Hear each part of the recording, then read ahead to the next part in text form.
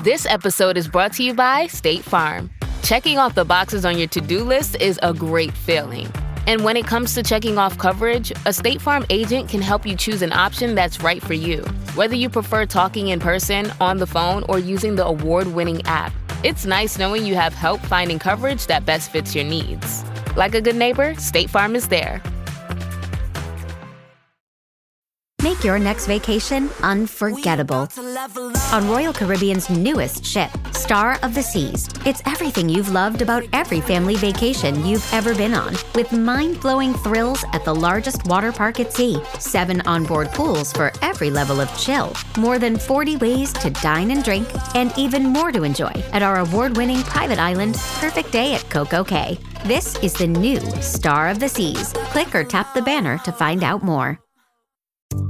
Did you know, Adam, that there are scammers out there who could 100% get over on us? I have no doubt there are scammers out there that have already gotten over on us. Yes, and their name is all Travis. That's it. I don't know, man. You scammed me into putting up with you all these years. Oh, please. We both scammed Adam all these years. I'll second that emotion. And with that, welcome to What the Hack, a true cybercrime podcast. I'm Adam Levin. I'm Beau Friedlander. And I'm Travis Taylor.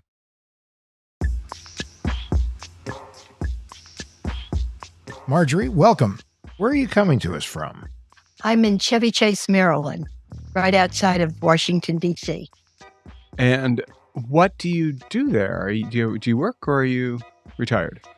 I practiced law with the federal government for 42 years, and I retired in January of 2018. So I am now formally retired. Now, congratulations. Well, thank you. You made it. And I can add that retirement is a privilege beyond expectation. So you're enjoying it so far? Absolutely. I'm wondering, what kind of law did you practice when you were working for the government? I was a mile wide and an inch deep, so I did a little bit of everything. I did employment law, I did equal employment opportunity, which is discrimination. I did conflicts of interest, which is financial interests of people who have to file financial disclosure forms. Procurement, a lot of procurement, some real estate. So it was all around. Was there one specific department that you were in, or did you kind of move through the government? No, well, I was always associated with the Office of the General Counsel in the agency that I worked at, yes. And it was through the General Counsel's office that I moved around throughout the General Counsel's office. So, Marjorie, looking at your resume, it seems like you'd be a pretty tough person to target. I certainly have the education and the experience to have avoided a scam as I was caught in.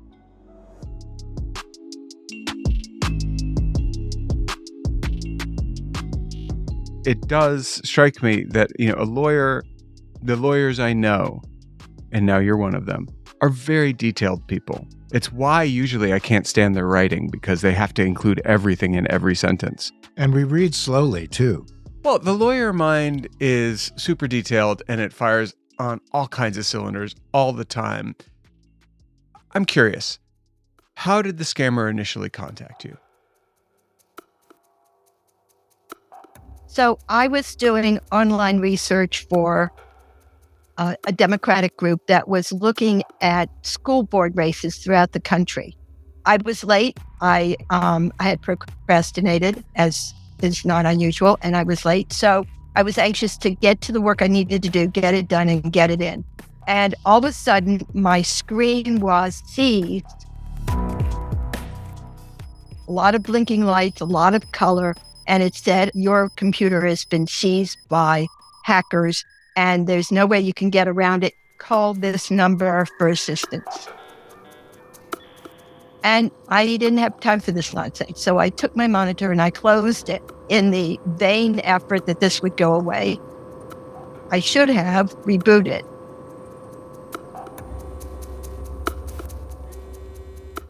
So that's what happened. I called the number.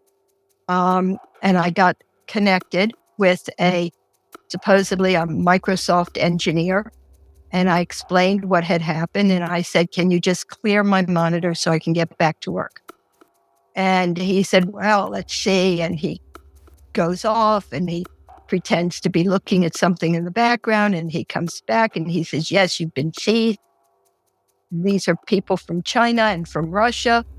And then he came in for the kill.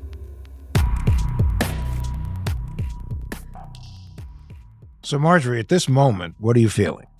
I've never been kidnapped, but I would expect that the feeling would be much the same. It was as though I had a bag put over my head and I was captured. I didn't realize it, of course. In retrospect, though, that's exactly what happened, is that I was completely captive and they had me in the palm of their hands. Immediately, despite all my education experience, alarm systems, mother's advice, I was caught. Where were you? Were you online? Were you surfing the web? First of all, I was physically located in a house I have in the Poconos. So I'm in, pristine conditions. I'm in this vacation home. I'm on the computer and I'm surfing the web for information about school boards in Kansas. And so, do you know what site you were on when all the bells and lights whistles went off? I was using Google. I can tell you that. And more than that, I don't know. I don't recall.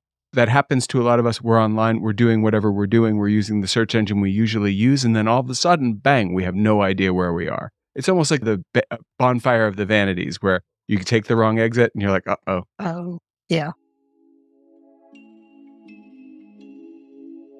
So you're talking with a guy, your computer is seized, there's a screen blocking everything on your computer. It says, call this number, and you did. The person on the other line claims to be a Microsoft engineer. What did he sound like? Was he being reassuring, or is he trying to drive you into a panic? Did he sound like he was in the U.S.? I thought he was in the United States. He did not have an accent, and he was fairly cool. He wasn't using explosive language in any way, but he just came back and he said, yes, you've been hacked. He said, what about your bank accounts? And I said, what about my bank accounts? They said, well, if they've seized your computer, have they taken information off your computer about your bank accounts? Are your bank accounts safe?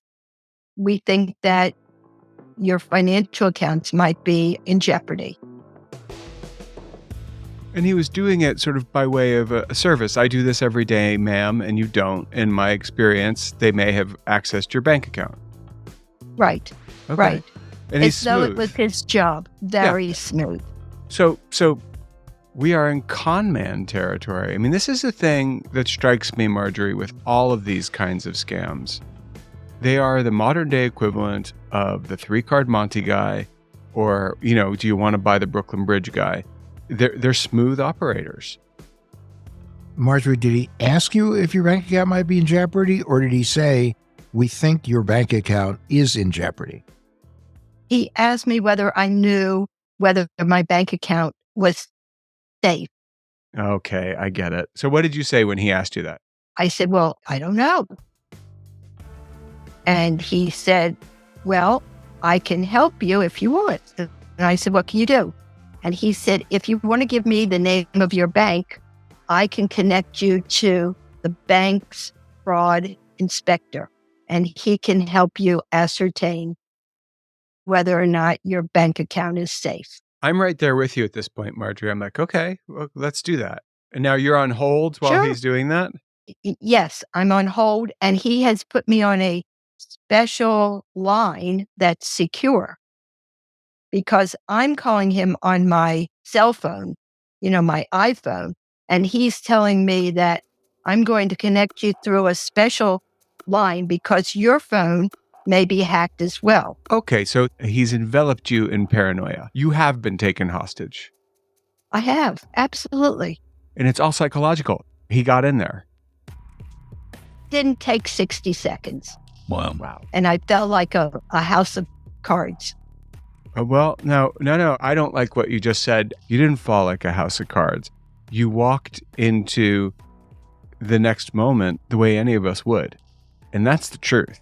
100% he lured you into a trap.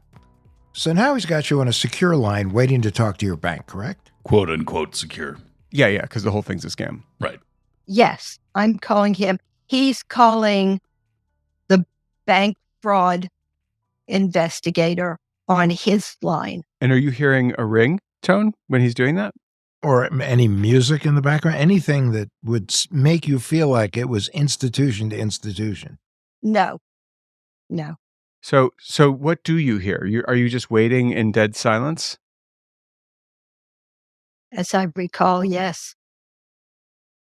And then someone picks up the phone and identifies himself as the fraud investigator for my bank. Okay, and obviously they now have the name of your bank, so that's an easy one. Because that's how he could connect me with this bank fraud manager, because I gave him the name of my bank. Did he give you his name or any credentials, or did he just say he was the fraud investigator? He gave me his name, Sam Billings. Sam Billings. You were in the Billings department. So she was with some professionals who had a script, and all they were doing was plugging in the bank name. They had their names they used, and there was, he could have been right. Sam Billings, quote unquote, could have been right next to the dude you called from quote unquote Microsoft, and winking and saying, "Okay, you got it." What does he say? Give me your name and let me check on your account. Okay, and did he ask for your account number? No. Okay, great. So what happened when he did check your accounts? He came back and he said there have been an incredible number of expenses against your account from overseas, from China or Russia. And he outlined a couple of things that were just absurd. I mean, so absurd that they were served too absurd not to believe. Pornography, expensive ski clothes, liquor. Sure, if you're going to steal my account, go for it. The bank would know that you're not a regular consumer of pornography and liquor in China. And he said to me, the bank notified you about this. Oh, interesting. And I said, no, they didn't. I haven't gotten an email from the bank. And he said, oh, yes. And we got a response that said these expenditures were authorized. I said, well, that's impossible because it never happened. Okay, so they're gaslighting you at this point. This is like that scene in the movie when they're like, and there's someone in the attic, and they're after the family jewels, literally. Yeah.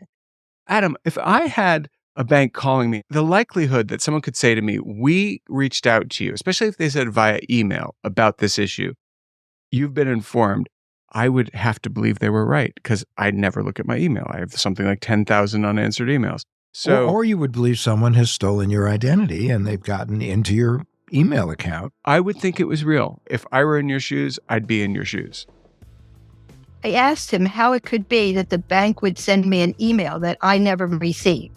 He said, they've spoofed your account. Aha. Yep. Travis, did you scam Marjorie? No comment. No, he did not. He did not. So, yeah. But this is like the level of someone who knows they really were good. They know what they're doing, these guys. You're totally reacting the way any human being, regardless of experience, education, worldliness, you're right on path with what people would do.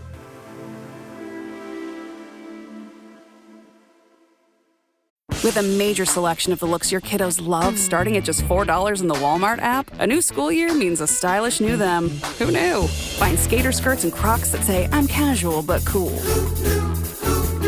Sparkly sneakers that say, it's my classroom, you're just learning in it. And preppy polos that say, I'm the teacher's pet, even if they're mommy's menace at home. Find their favorite styles starting at just $4 in the app. The Walmart you thought you knew is now new. This episode is sponsored by Friskies, who would like to tell your cats hi. Now, if that didn't get your cat's attention, there's one thing that always does the trick. Just pour some Friskies crunchy food in the bowl and you'll hear those paws come running. Works every time. With so many Friskies choices, you can always bring your cats running from their secret napping spots. There's always more to explore. See for yourself at friskies.com or visit your local store.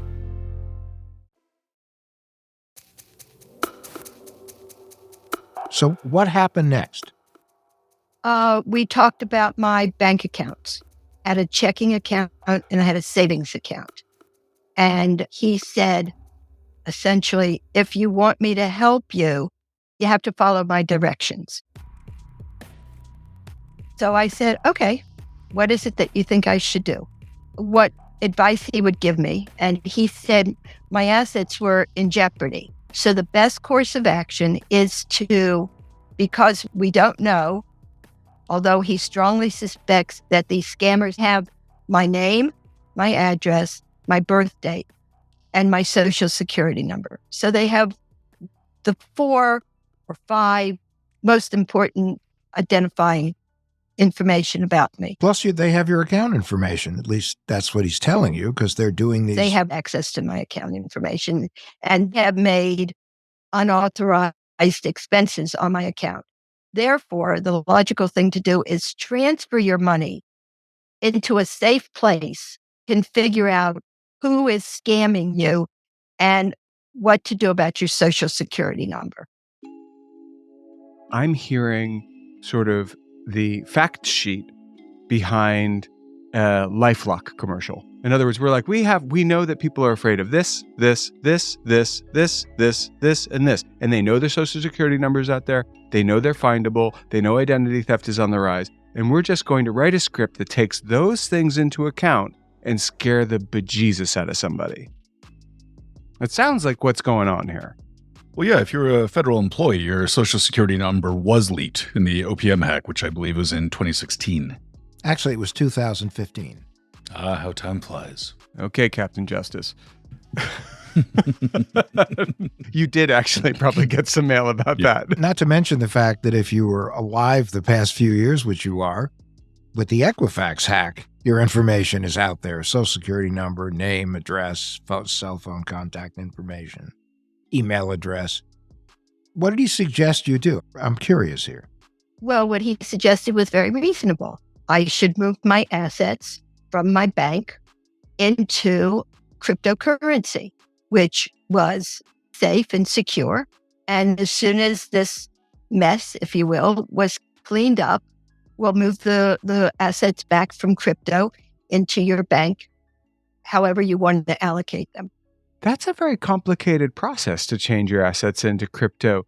I'm curious, had you ever had any experience with cryptocurrency previous to this? I have a son who works in cryptocurrency. It wasn't as though it was a strike out of the blue. And you knew how it worked. You knew that it was secure. You knew it was traceable. Well, I knew it was secure. I had some confidence in the medium. It wasn't unknown to me. I had, I should say, a number of lectures about cryptocurrency. And so it didn't scare me to say, okay, let's transfer assets into crypto. And have you invested in cryptocurrency before? Or? No, I had not. Although I had just had a conversation with my son who is involved in crypto. He said, it can be very dangerous, but if you have some money that you can afford to lose, I'd be willing to help you invest in crypto if you're interested. So we had that conversation. How did you transfer the money? He said to me, we'll work to transfer your assets into crypto. At the same time, Microsoft will work on your computer to clean it of the viruses. I asked him how he thought I should proceed. He said, go into your local bank and draw a wire transfer, and I will email you wire transfer instructions. And you can transfer this money. I will set up an account for you at Coinbase, and we'll transfer your assets into Coinbase. I go to the bank because I'm in my little house in the Poconos. The nearby bank is in a little town called Hawley, Pennsylvania. I go to Hawley and I execute a wire. I sit down across the table from this bank manager and I'm transferring $26,000 from my savings account to this bank in New York called Signature Bank. Signature is going to transfer it to another bank in Las Vegas, and Las Vegas is going to transfer it to Coinbase. But all that you can see on the instructions are that it's going from me to Signature Bank in New York. Which is a very well-known bank, which unfortunately collapsed. The woman looked at me and said, "Oh, what are you going to do with the money?" And I said, "I'm going to put it in cryptocurrency." And she said, "Yeah, a lot of people are doing that." I said, "Okay." And so she executed the wire transfer exactly as I asked her to. Now, the interesting thing is, if I can put a little color around this, is Hawley is a very impoverished little town.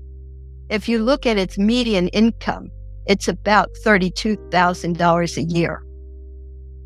And this woman didn't know me. She had never seen me.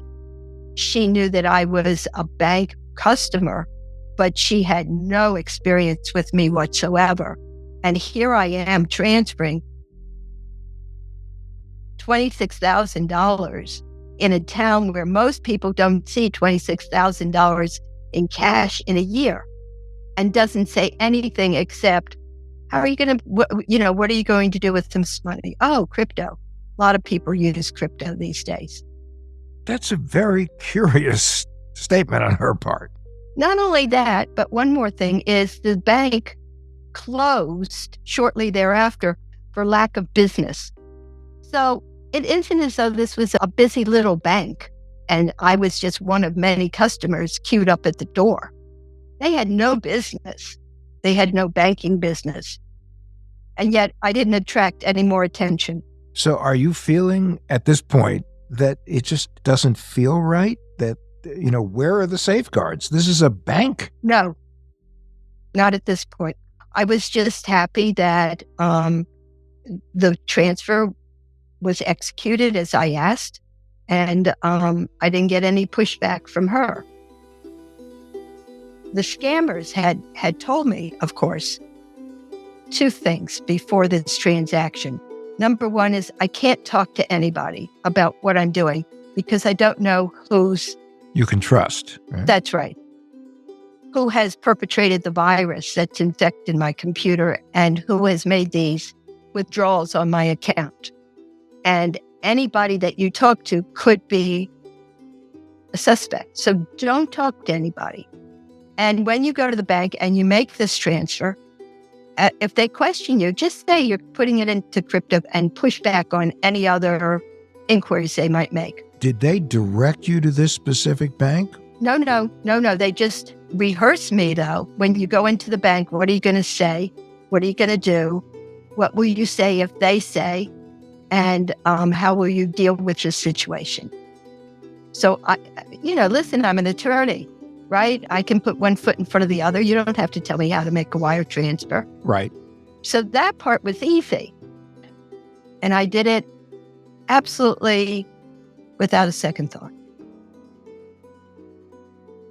After you made the transfer, did you call him back? Did you know who to call? Oh, yes. He wasn't letting me far out of his reach. Call me as soon as you make the transfer, and I will let you know as soon as it's received at Signature Bank, and I'll send you the password for the account at Coinbase. I mean, he had me on a pretty tight leash. Right. Yeah, nothing was being left to chance.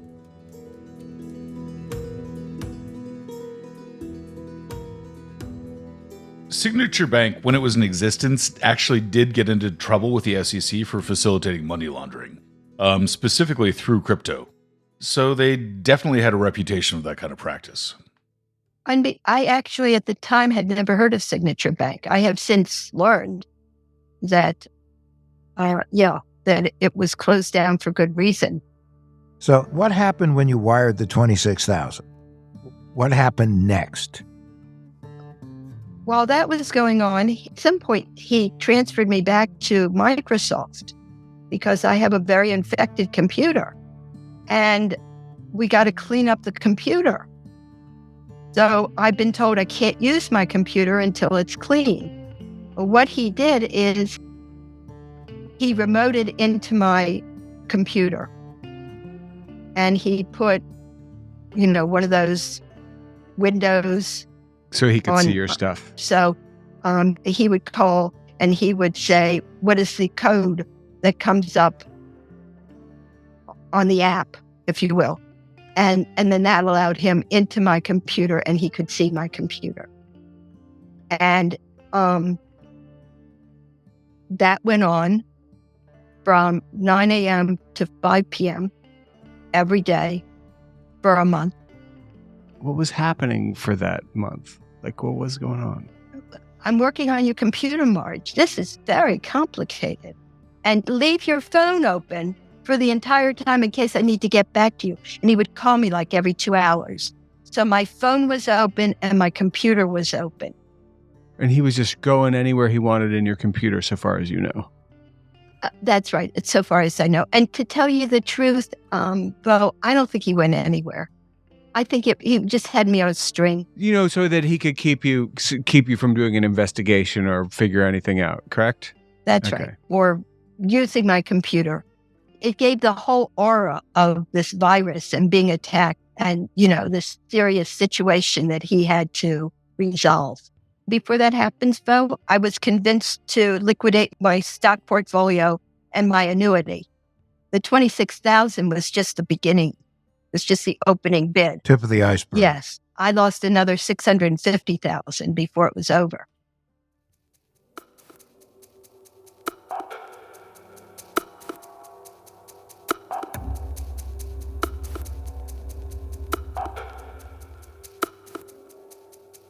When did you realize that you had been defrauded? So all my assets have been transferred. My computer's declared clean.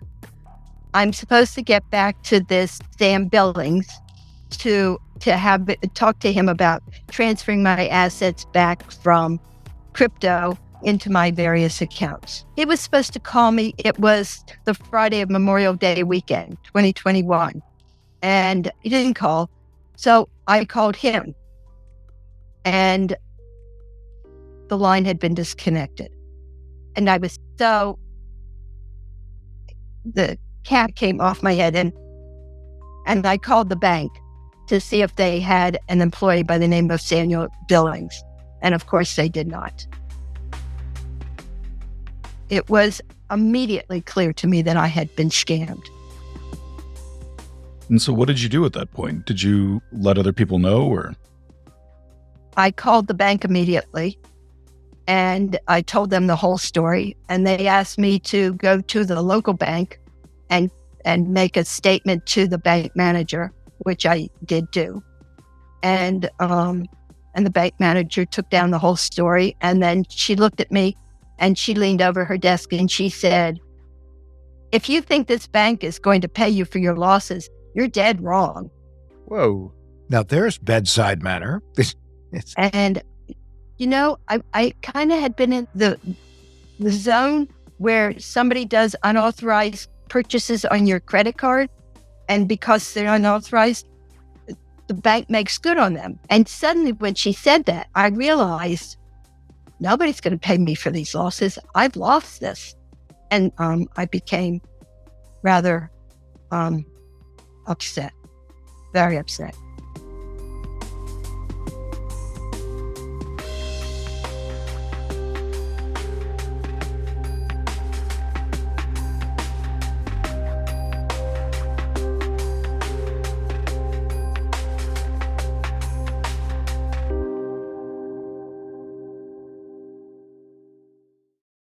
This episode is brought to you by the world's first reposado from Tequila Herradura. Made with slow-cooked, hand-harvested agave sealed into oak barrels and aged 11 months. Before being enjoyed in your glass. Experience the world's first reposado, Tequila Herradura. Please drink responsibly. Responsibility.org. Tequila Herradura. 40% alcohol by volume. Imported by Brown-Forman, Louisville, Kentucky. Herradura is a registered trademark. Copyright 2025 Brown-Forman Corporation. This episode is brought to you by Nordstrom. Summer's almost out and fall's calling. Luckily, Nordstrom has everything you need for the season ahead, all under $100. Discover new arrivals from your favorite brands like Mango, Princess Polly, Wave, Free People, BDG, and more. Whether you're planning a last-minute getaway, heading back to class, or refreshing your office looks, you'll find the latest trends and beauty must-haves without breaking your budget. It's easy, too, with free shipping, free returns, and in-store order pickup. Shop today, in stores, and at Nordstrom.com. All of this has gone down now. You realize that you have been scammed out of over $660,000 worth of money. And what happened next? Did you then reach out to your family? Did you call a lawyer? I mean, I know you are a lawyer, but did you call another lawyer? What happened?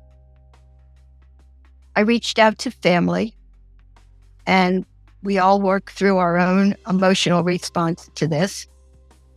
My son, who was in crypto, had a friend in London who was a crypto investigator. So I was able to give him enough information about the funds that he was able to pass that on to his friend in London, who offered to look out for transfer from Coinbase to any place else.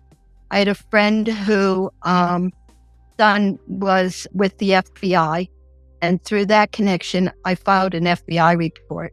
I filed a report also with the Maryland State Police, but I also got an FBI investigator assigned to the case, which I was very anxious to do because my son learned from this investigator in London that my crypto had been moved from Coinbase to Binance in the Cayman Islands, which is another crypto platform, I'm sure you know. So if I could get the FBI to move quickly, maybe they could stop the funds at Binance and recover something. But of course, nothing happens that fast. My son did try calling Binance to convince that these funds were illegal. They were fraudulent funds.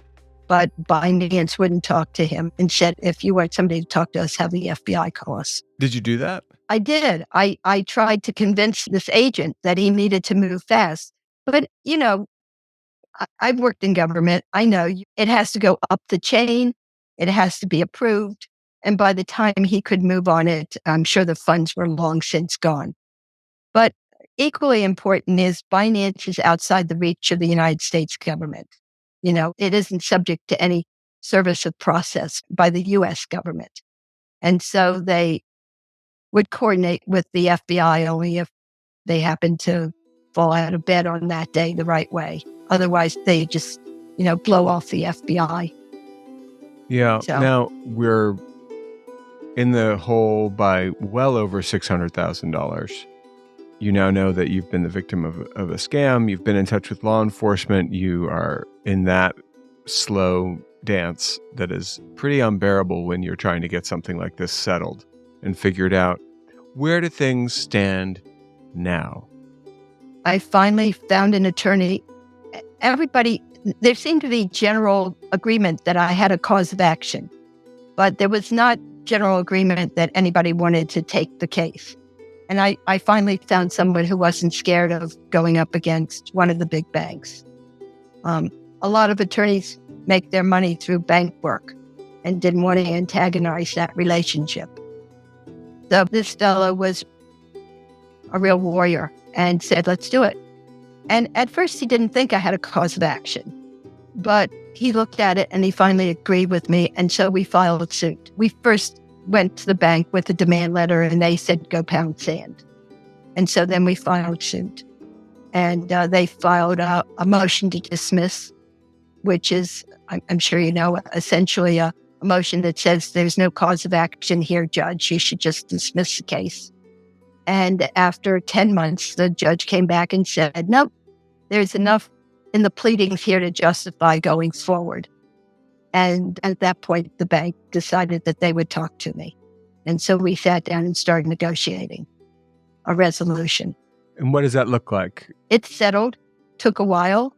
With the settlement, and we realize you can't give us the details of it, with it, did you feel like you were fairly treated? Probably not. I realized that I had done as best as I could do, given my resources. I could have turned away from their negotiated settlement and continued the litigation, but there are no guarantees. Correct. And I had already lost a lot of money. To get to this point in the negotiations had already cost me $85,000 in attorney's fees. So I had to take a hard look in the mirror and decide, you've done the best you can given the circumstances, and pick up your marbles and go forward. And you mentioned that this process took 10 months total. During that time, were you in financial difficulty? No. Thankfully. I have enough of a pension from the government and Social Security that I'm able to pay my mortgage and put meals on the table. And if you're listening and you're thinking like, I couldn't do that. No, Marjorie was fortunate that she had the means to hire an attorney and navigate the situation. A lot of people wouldn't be able to. At the end of the day, based on everything you've been through and what you've experienced, what advice would you give our listeners, especially senior citizens, as to how to avoid these kinds of scams? Lesson number 1, it's the first thing the help desk always tells you to do. And it's really reboot your computer. And don't listen to anybody who tells you can't talk to your family. Your family is your backstop. There's nobody in your family who is causing a virus on your computer or stealing from your bank account. Your family are your best friends, and you should go directly to your family. And then my dear sweet mother always said, if in doubt, don't. If in doubt, don't. That is going to be our anthem for this week. If in doubt, don't. Don't. Have you put any safeguards in place to prevent this type of thing from happening again in your life? There is a custom called a trusted contact that some institutions are putting into place, where you'll identify somebody who they will contact in case there's something that comes up that gives them concern. And I have that on one investment that I've made. Going forward, another tool that I want to suggest to you is hang up. The next time somebody says they have something this important to deal with, hang up. If it's really that important, they're going to call you back. And if we call you, hang up. If Adam calls you, hang up. Definitely for sure. hang up. Yeah. In the same situation, now I do this for a living, but I would say, that's cool. I'm going to call you right back. And then I would go on Google and I would go past the sponsored listings that come up first to the correct listing with the right URL. And then I would call and see what was going on. Another thing that I really cannot stress enough, there's 2 more things. Adam's going to say the second thing without any prompting from me. The first one is you should set up transaction alerts on every single financial account you have. And I'll tell you how tight it should be. On my banking accounts and on my financial relationship accounts, I am notified if 1 cent, 1 penny moves. I get a transaction alert for that. That's something that can really help you in this situation, because then you'll know when they say somebody's been making charges in this and that and pornography or whatever, you can say, no, they haven't. Because I have transaction alerts. Is that through your bank? Usually you can set it up on either the app or the website for the bank. And you can do it for your credit card as well. Some people go, notify me if the transaction's over 100. Go to 1 penny, 1 penny. Because a lot of times there'll be these teeny little transactions that will escape notification if they're under 100. So that's point 1. Point 2, freeze your credit. Yes, I have done that. Now, but Adam's going to tell you a little story about freezing your credit. Oh, embarrassing me again. Well, no shame zone. No, tell the story. Once upon a time. No, I just recently, in the past year, froze my credit, which was a little embarrassing since I spent about 4 decades telling people to freeze their credit. It's one of those things where we keep thinking about, I have to do this, but we don't necessarily do it. But it's a good thing you did it. Did you freeze your credit after this incident, or before the incident? I think my credit's been frozen for a long time. What, was it after the OPM breach that may have prompted you to do it? Maybe. Yeah, I can't remember, but And yeah. Adam, the freezing of credit in this situation isn't going to solve the problem. These scammers had a great script. They had a very good understanding of consumer behavior, and they used all of it in order to do, an urgency scam, basically. And it's no shock that it worked, and there's no shame in the fact that you suffered this intrusion on your life. I'm really glad to hear that you got through it. Yes, thank you. As we say, it is a shame that it happened, but there's no shame to you that it happened because you responded exactly like every human being we know would have responded. Yeah.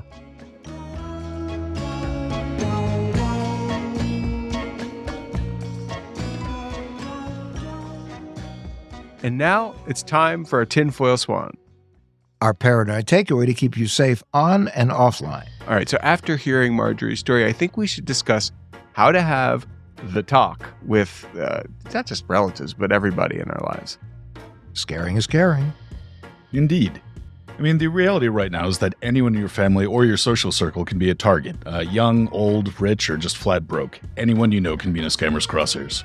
All right, cool. So what's the lightning round look like? Adam, you go. Never give away your information, especially your payment information, to someone claiming to be calling on behalf of your bank or your credit card issuer. Okay, I'm going to go with, do you know what open source intelligence is? Of course you don't. Maybe you do. All right, here's the deal. People look stuff up about you all the time. You might even do it yourself to other people, but scammers do it as well. So if you go online, do a little inventory of what's out there about you, know what it is, and shut down the stuff that you can. Obviously, that means don't overpost on social media. One thing that applies to the scam that targeted Marjorie is that tech support doesn't and won't contact you. As someone who spent hours trying to get through to live tech support agents, I can assure you that they're busy enough with incoming requests. They're not going to actively seek out people having technical problems. But most importantly, take your time and understand when scammers contact you, they're usually trying to get you to panic. Now, in Marjorie's case, they were trying to do two things at the same time. Calm her down, but increase her sense of paranoia and fear. At the end of the day, you just got to go slow. And I think at every point in whatever it is that you're experiencing, think, is this right? Is this the way it should go? What happens if I hang up? And that's our tinfoil swan.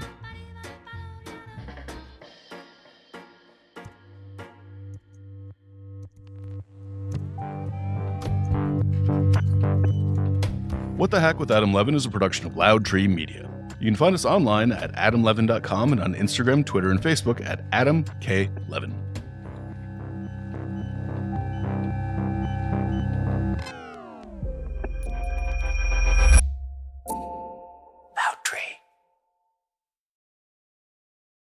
Behind every great meal is a person with a story to tell. Hear them on Culinary Characters Unlocked, the podcast that reveals the lives behind the food. Hosted by me, David Page, Emmy Award-winning journalist and creator of Diners, Drive-Ins, and Dives, as I talk with everyone from culinary legends to mom-and-pop standouts about the creativity, grit, and passion that shape the food we love. Follow Culinary Characters Unlocked on Apple Podcasts, Spotify, or wherever you get your podcasts. Behind every empire are the people history tried to forget. Lost Roman Heroes tells the stories of the remarkable characters who shaped Rome from its mythical beginnings to its final fall. Each episode blends armchair storytelling, sharp historical insight, and a bit of humor to bring these lost figures to life. From generals to scientists, from rebels to empresses, from priests to politicians, these lost Roman heroes have one thing in common. They stood up for civilization when the bad guys threatened, and in doing so, they changed the course of human history. If you're into history that's vivid, surprising, and deeply human, this show's for you.